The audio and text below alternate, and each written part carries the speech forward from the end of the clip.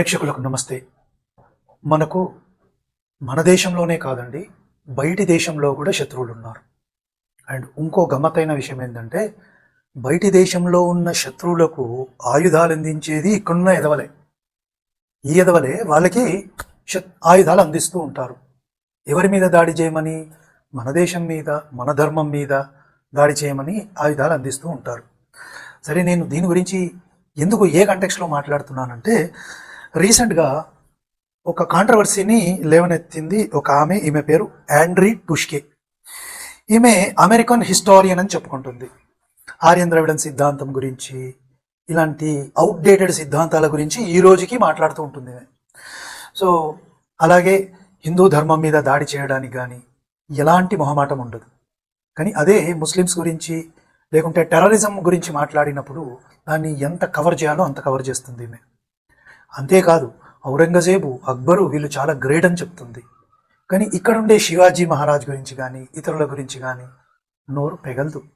వాళ్ళని చాలా దుర్మార్గులుగా చెప్తారు. అంతేకాదు, సావర్కర్ని కూడా తక్కువ చేసి మాట్లాడతారు. సో ఈమె ఈ మధ్యలో ఒక కాంట్రవర్సీని లేవనెత్తింది. ఈ కాంట్రవర్సీ లేదు అంటే, ఆల్రెడీ కొందరు కమ్యూనిస్టులు ఈ కాంట్రవర్సీ మీద అప్పుడప్పుడు మాట్లాడుతూ ఉంటారు. సో ఈమె కాంట్రవర్సీ చేసింది అంటే, ఏదైతే పశుపతి సీల్ ఉంది కదండి, ఇండస్ వ్యాలీ సివిలైజేషన్లో బయటపడింది. బ్రిటిష్ వాళ్ళు ఉన్నప్పుడు ఆర్కియలాజికల్ సర్వే ఇవన్నీ చేసినప్పుడు ఏదైతే బయటపడిందో పశుపతి సీల్ అంటాం. ఇది దాదాపు 4500 సంవత్సరాలు. ఇది శివుడిది అని అప్పటి బ్రిటిష్ వాడే చెప్పాడు.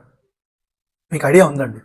అప్పటి బ్రిటిష్ వాళ్ళే ఏం చెప్పారంటే, ఇది శివుడిది అంటే ప్రోటో శివ అని చెప్పారు.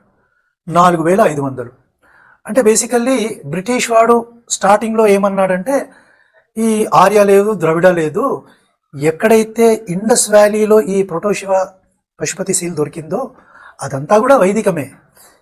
అయితే తర్వాత కాలంలో ఏం జరిగింది, ఈ బ్రిటిష్ వాళ్ళు కానీ కమ్యూనిస్టులు ఏం చేయదలిచారంటే, లేదు లేదు, ఇండస్ వ్యాలీకి సనాతన ధర్మానికి సంబంధం లేదు, బేసికల్లీ శివుడు ద్రవిడుడు, ఆర్యులంతా బయటికి వచ్చారు అని ఈ స్టోరీలన్నీ తర్వాత క్రియేట్ చేసుకున్నారు. మీకు అందరికీ ఇది ఐడియా ఉంటుంది. సో ఈ ఆండ్రీ టుష్కే ఏమంటది అని అంటే, పశుపతి సీల్ ఏదైతే ఉందో అది బేసికల్లీ శివుడు కాదు, ఇది యూరేషియా అంటే వీళ్ళు ఆర్యులు ఎక్కడి నుంచి వచ్చారని చెప్తారు కదా, అక్కడి నుంచి ఇది ప్రోటో ఎలమైట్ ఐకోనోగ్రఫీ అంటుంది. అంటే ఇది శివుడు కాదు, లార్డ్ ఆఫ్ యానిమల్స్ అని ఒక దేవుడు ఉన్నాడు అక్కడ ఆ ప్రాంతంలో, ప్రోటో ఎలమైట్ ఆయన అంటది. అంటే ఇలా ఎందుకంటుందండి? మీకు డౌట్ రావాలిగా. ఎందుకంటుంది అంటే, సింధు సరస్వతి నాగరికతకి సనాతన ధర్మానికి సంబంధం లేదు, దాన్ని బ్రేక్ చేయాలన్నమాట. బ్రేక్ చేస్తే ఏమవుతుంది? మొన్న పుట్టినట్టు అవుతుంది. సనాతన ధర్మం మొన్న పుట్టింది అంటే ఈ సింధు సరస్వతి నాగరికతకి సంబంధం లేదు అంటే బ్రేక్ చేయాలి కదా, డివైడ్ అండ్ రూల్ కదా వీళ్ళంతా చేసేది. సో డివైడ్ అండ్ రూల్ చేయాలి. అందుకే ఏమంటుందంటే, ఇది ప్రోటో ఎలమైట్ సింబల్, ఇది లార్డ్ ఆఫ్ ద యానిమల్స్ అని ఒక దేవుడు ఉన్నాడు, ఆయన అది శివుడు కాదు. సో ఇలాంటి స్టేట్మెంట్ ఈమె ఇచ్చింది. సో ఏమని అంటదంటే, ఇది కంటిన్యూస్ సివిలైజేషన్ కాదు. అంటే మనం ఏమంటాము, సింధు సరస్వతి నాగరికత ముందుంది, దాని నుంచే మనం సనాతన ధర్మం అంతా వచ్చిందని మనం చెప్పుకుంటాం.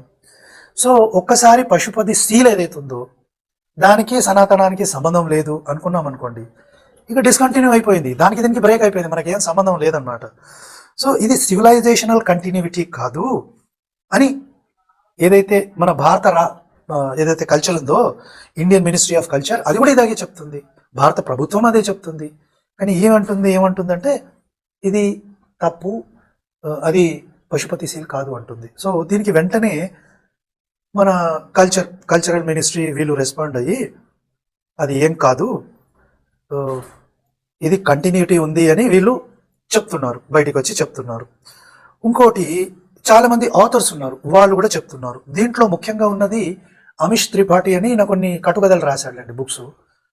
అంటే శివుడి గురించి, విష్ణువు గురించి, దీని గురించి కూడా కొన్ని కట్టుకథలైన బుక్స్ రాశాడు. కానీ అది రాసినా కూడా కొంచెం వక్రీకరణ చేస్తాడు, కానీ సనాతన ధర్మం కోసమే నిలబడతాడు ఈయన. సో అమిష్ త్రిపాఠి గారు ఏమంటారంటే, ఇది ఖచ్చితంగా పశుపతి సీలే, ఎందుకంటే దీని మీద చాలా రీసెర్చ్ జరిగింది. సో ఈయన దీనికి జస్టిఫికేషన్ ఎట్లా ఇస్తాడంటే, అక్కడ ఏవైతే ఆ సీల్తో పాటు కొన్ని జంతువులు కూడా ఉన్నాయండి. దాని లోపల ఏమేమి జంతువులు ఉన్నాయి? ఎలిఫెంట్ ఉంది, తర్వాత వాటర్ బెఫల్లో ఉంది, టైగర్ ఉంది, తర్వాత రైనోసరస్ ఉంది. సో ఈ 4 జంతువులు మనకు ఆ సీన్లో కనిపిస్తాయి. అదే కాకుండా శివుడు యోగ ముద్రలో యోగాసనంలో కూర్చున్నట్టు ఉంటుంది. సో మరి యోగాసనం ఎక్కడదండి? యోగా ఎక్కడిది?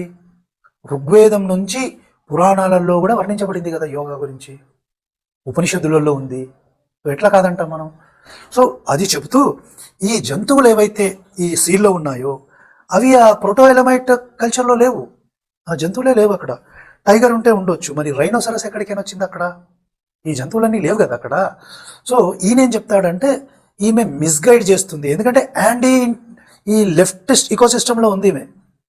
ఏది కూడా భారతదేశం గొప్పతనం సాధిస్తే దాన్ని వెంటనే తగ్గించడానికి ఈ గ్యాంగ్లంతా దూకుతాయి.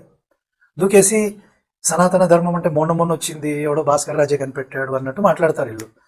సో అట్లా అనమాట. ఈ యోగిక్ పోస్చర్లో ఈ యానిమల్స్ అన్నీ కూడా భారతదేశానికి సంబంధించినవి. శివుడు భారతదేశానికి సంబంధించిన వాడే. ఇన్ఫ్యాక్ట్ భారతదేశం ఏంటండి, శివుడు అందరివాడు. ఎందుకంటే శివలింగాలు యూరోప్లో, ఐర్లాండ్లో, అమెరికాలో కూడా దొరికాయి, అనవాళ్ళు దొరికాయి శివలింగాలవి. సో ఎన్నో దేశాలలో ఉన్నాయి.